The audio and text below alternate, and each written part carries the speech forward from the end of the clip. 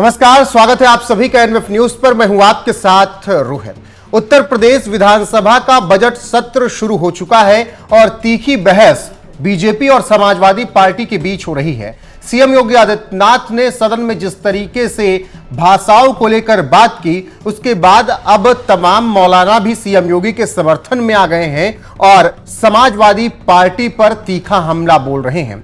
दरअसल समाजवादी पार्टी के नेता और नेता प्रतिपक्ष माता प्रसाद पांडे ने अंग्रेजी की मुखालफत की, जिसके बाद मौलाना शहाबुद्दीन रिजवी भड़क गए और उन्होंने माता प्रसाद पांडे पर जमकर भड़ास निकाली है और सीएम योगी आदित्यनाथ के समर्थन में बात कह दी है। आपको बता दें कि उत्तर प्रदेश विधानसभा बजट सत्र के शुरुआत होने के बाद जिस तरीके से चर्चा हुई, उसके बाद ऑल इंडिया मुस्लिम जमात के राष्ट्रीय अध्यक्ष मौलाना शहाबुद्दीन रिजवी बरेलवी ने उत्तर प्रदेश विधानसभा की कार्यवाही के संबंध में माता प्रसाद पांडे पर निशाना साधा। उन्होंने कहा कि माता प्रसाद अंग्रेजी का विरोध क्यों कर रहे हैं, उन्हें अंग्रेजी का विरोध नहीं करना चाहिए।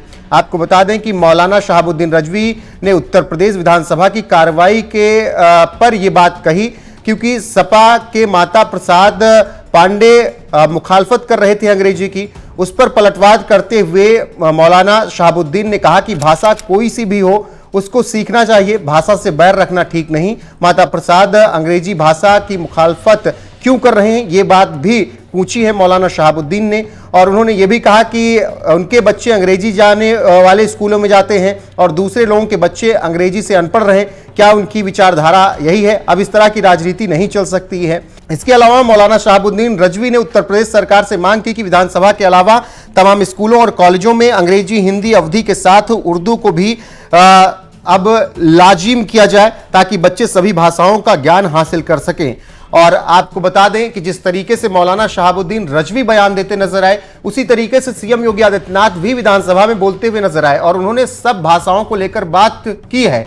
साथ में उन्होंने यह भी कहा कि ये लोग जो हैं समाजवादी पार्टी वाले, ये दोहरे चरित्र वाले हैं। अपने बच्चों को अंग्रेजी मीडियम में भेजेंगे, दूसरे के बच्चों को उर्दू पढ़ाकर मौलाना बनाकर इस देश में कटमुल्लापन फैलाना चाहते हैं। अब ये नहीं चलेगा।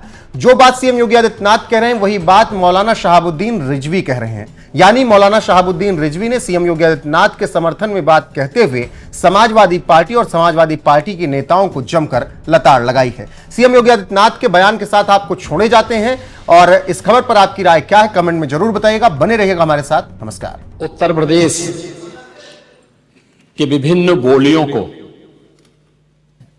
भोजपुरी, अवधी, ब्रज और बुंदेलखंडी को इस सदन में सम्मान मिल रहा है और हमारी सरकार तो इन सब के लिए एक एकेडमी का भी गठन, अलग अलग एकेडमी के गठन की कार्रवाई को भी आगे बढ़ा रही है। ये सभी हिंदी की उपभाषाएं हैं, यानी हिंदी की बेटियां हैं। भाषा की समृद्धि के आधार है और हमें इसका स्वागत करना चाहिए। ये सदन साहित्यिक, केवल विशुद्ध साहित्यिक और व्याकरण से के विद्वानों की नहीं है। आम जन का प्रतिनिधित्व करने वाले माननीय सदस्य समाज के विभिन्न तबके से आए हैं। अंतिम पायदान पर बैठे हुए व्यक्ति की आवाज को भी इस सदन में मुखरता मिले, इसके लिए अगर किसी को हिंदी में वह धारा प्रवाह नहीं बोल सकता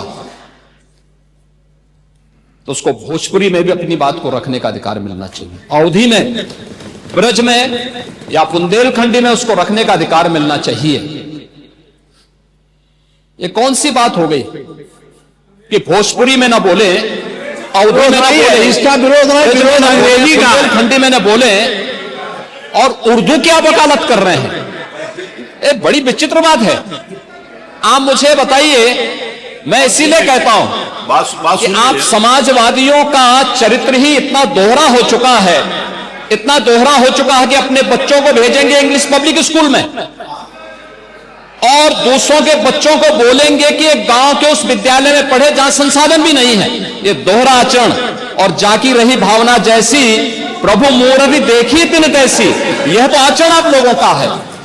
इसीलिए आपने कल भी भोजपुरी का विरोध किया, अवधी का विरोध किया, बुंदेलखंडी का विरोध किया, और आप लोग अपने दैनिक जागरण में, दैनिक जीवन में इस प्रकार के आचरण के आदी हो चुके हैं।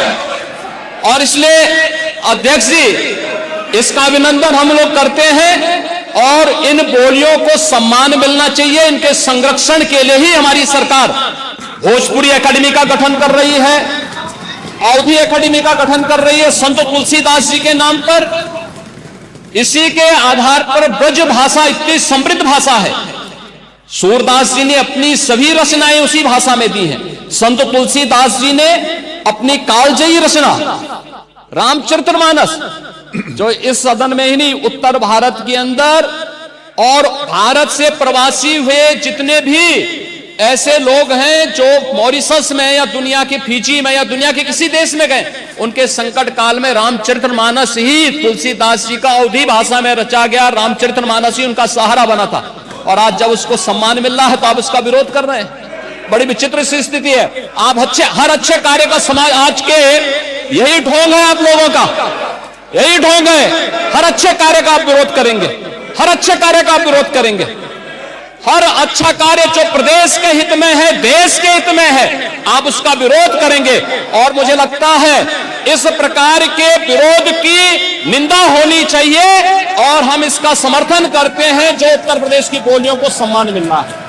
मैं आपका धन्यवाद करूंगा और विधानसभा सचिवालय को इस बात के लिए धन्यवाद दूंगा।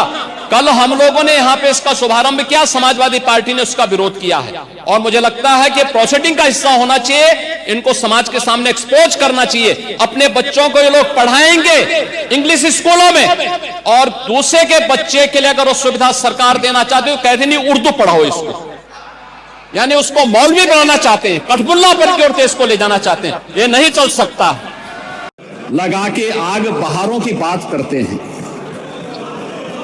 जिन्होंने रात में चुन चुन के बस्तियों को लूटा, वही नसीबों के मारों की बात करते हैं। काहिरा का वीडियो लेकिन महाकुंभ के साथ जोड़ करके दुष्प्रचार किया जा रहा था। नेपाल का वीडियो महाकुंभ के साथ, झारखंड की किसी घटना को महाकुंभ के साथ, या देश के अंदर के किसी अन्य दुर्घटना को जूसी के साथ जोड़ करके दुष्प्रचार करके अफवाह फैलाने का जो कार्य हो रहा था, कौन लोग थे? और इसीलिए मैं कहना चाहूंगा कि बड़ा हसीन है इनकी जवान का जादू। लगा के आग बहारों की बात करते हैं, जिन्होंने रात में चुन चुन के बस्तियों को लूटा, वही नसीबों के मारों की बात करते हैं।